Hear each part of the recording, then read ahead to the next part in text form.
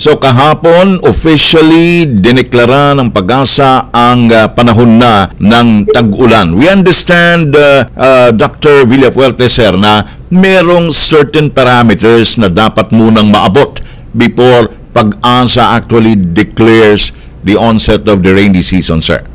Yes po, tama po kayo, no, na meron pong mga kailangang masatisfy na condition bago po tayo makapagsimula ng onset ng pag-ulan. And kahapon nga po, ayon po sa inyo nabanggit, ay official na nga po, no, na nagsimula ang pag-ulan sapagkat na-meet na po ng mga stasyon natin sa western sector ng ating bansa yung at least 25 millimeters na ulan in the past 5 days. And then yung mga istasyon ay at least meron 3 sunod-sunod na araw na umuulan.